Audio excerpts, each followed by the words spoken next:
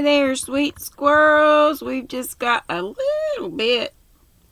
And that's all I'll read for this one. And then hopefully I'll come on in just a minute with a new story. Okay, here we are with the last part of A Country Christmas by Louisa May Alcott.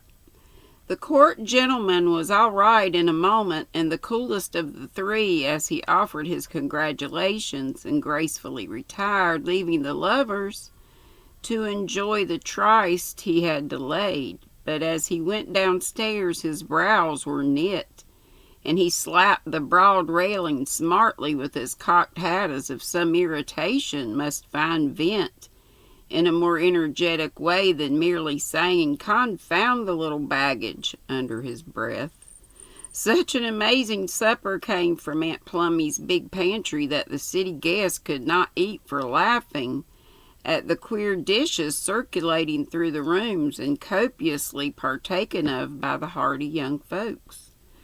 Doughnuts and cheese, pie and pickles, cider and tea, baked beans and custards, cake and cold turkey, bread and butter, plum pudding and French bonbons, Sophie's contribution. May I offer you the native delicacies and share your plate? Both are very good, but the china has run short, and after such vigorous exercise as you have had, you must need refreshment. "I'm sure I do," said Randall, bowing before Emily with a great blue platter laden with 2 doughnuts, 2 wedges of pumpkin pie, and 2 spoons. The smile with which she welcomed him, the alacrity with which she made room beside her, and seemed to enjoy the supper he brought, was so soothing to his ruffled spirit that he soon began to feel that there is no friend like an old friend, that it would not be difficult to name a sweet woman who would take him in hand and would make him happy if he cared to ask her. And he began to think he would by and by. It was so pleasant to sit in that green corner with waves of crimson brocade flowing over his feet and a fine face softening beautifully under his eyes. The supper was not romantic, but the situation was, and Emily found that pie ambrosial food, eaten with the man she loved, whose eyes talked more eloquently than the tongue, just then busy with a doughnut.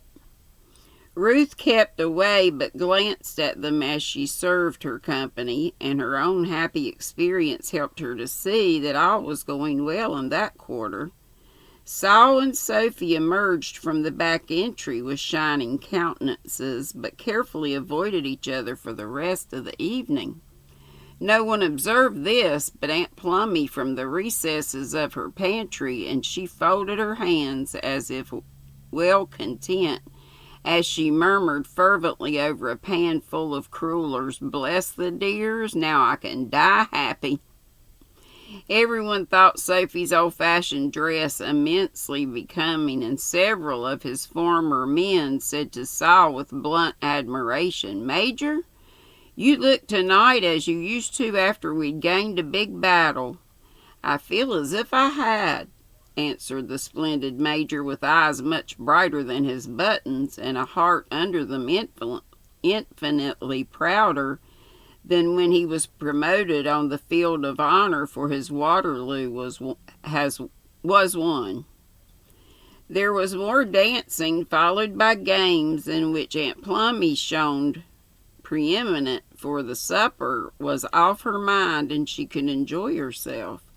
There were shouts of merriment as the blithe old lady twirled the platter, hunted the squirrel, and went to Jerusalem like a girl of 16. I guess these are all the games. Her cap in a ruinous condition, and every seam of the purple dress straining like sails in a gale. It was great fun, but at midnight it came to an end, and the young folks, still bubbling over with innocent jollity, went jingling away along the snowy hills, unanimously pronouncing Mrs. Bassett's party the best of the season. Never had such a good time in my life, explained Sophie as the family stood together in the kitchen, where the candles among the wreaths were going out and the floor was strewn with wrecks of past joy. I'm proper glad, dear. Now you all go to bed and lay as late as you like tomorrow.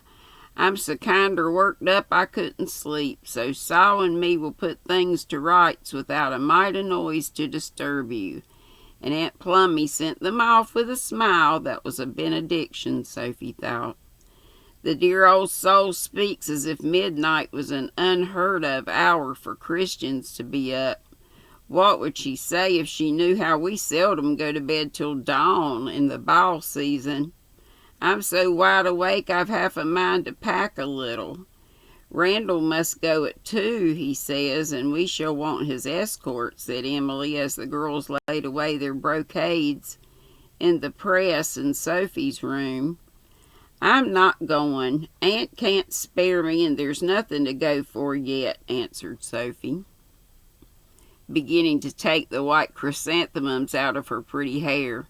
My dear child, you will die of ENNUI up here. I guess like boredom. I'm not going to look it up. Very nice for a week or so, but frightful for a winter. We're going to be very gay and cannot get on without you, cried Emily, dismayed at the suggestion. You'll have to, for I'm not coming. I'm very happy here and so tired of the frivolous life I lead in town that I have decided to try a better one, and Sophie's mirror reflected a face full of sweetest content. Have you lost your mind, experienced religion, or any other dreadful thing? You always were odd, but this last freak is the strangest of all. What will your guardians say? And the world, added Emily in the awe-stricken tone of one who stood in fear of the omnipotent Mrs. Grundy. Guardy will be glad to be, and it says Guardy. Guardy will be glad to be rid of me, and I don't care that for the world, cried Sophie, snapping her fingers with a joyful sort of recklessness, which completed Emily's bewilderment. But, Mr. Hammond, are you going to throw away millions? Lose your chance of making the best match in the city and driving the girls of our set out of their wits with envy? Sophie laughed at her friend's despairing cry and, turning around, said quietly, I wrote to Mr. Hammond last night, and this evening received my reward for being an honest girl. Saul and I are to be married in the spring when Ruth is. I know it. Emily fell prone upon the bed as if the announcement was too much for her, but was up again in an instant to declare with prophetic solemnity, I knew something was going on, but hoped to get you away before you were lost. Sophie, you will repent, be warned, and forget this sad delusion. Too late for that. The pang I suffered yesterday when I thought Saul was dead showed me how well I loved him. Tonight he asked me to stay, and no power in the world can part us. Oh, Emily, it's all so sweet, so beautiful that everything is possible. And I know I shall be happy in this dear old home full of love and peace and honest hearts. I only hope you may find as true and tender a man to live for as my Saul. Sophie's face was more eloquent than her fervent words, and Emily beautifully illustrated the inconsistency of her sex by suddenly embracing her friend with the incoherent exclamation, I think I have, dear. Your brave Saul is worth a dozen old Hammonds, and I do believe you're right.